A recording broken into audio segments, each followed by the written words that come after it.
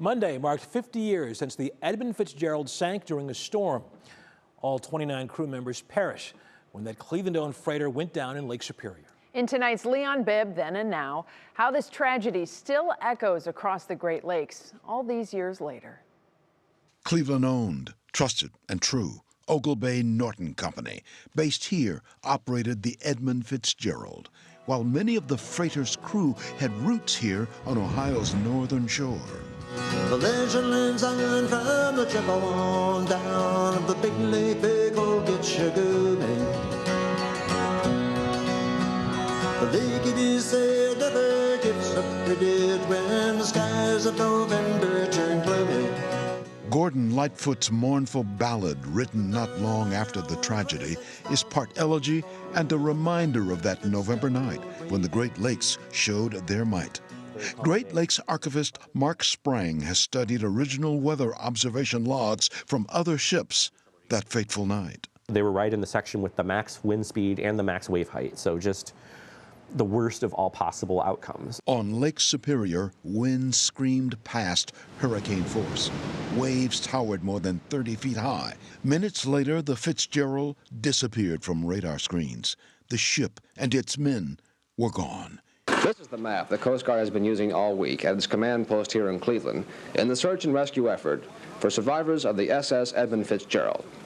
The search for survivors was suspended yesterday, but today, in an area about 50 miles west of Sault Ste. Marie, the Coast Guard continue its search to look for the structure of the Fitzgerald.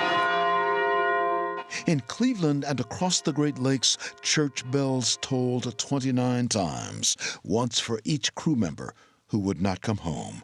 The tragedy haunted a young cook named George Yaworski, who sailed aboard it and transferred a year before it sank, sharing his story with us back in 2005. I didn't think she could sink, but evidently I was wrong. George kept the menu from his last Thanksgiving aboard. Drawn on it, an eerie sketch.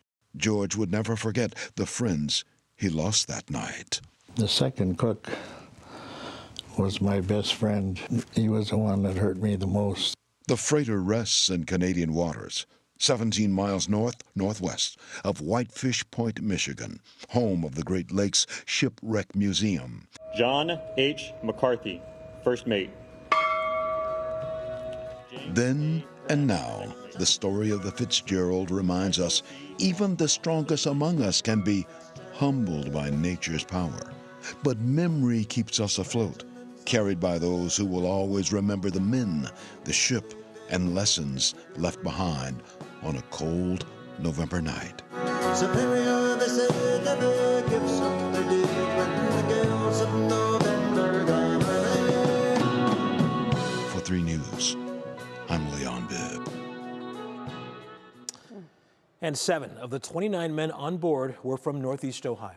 Out of the tragedy came improved safety measures, including mandatory survival suits for all crew members and stricter vessel inspections. 50 years.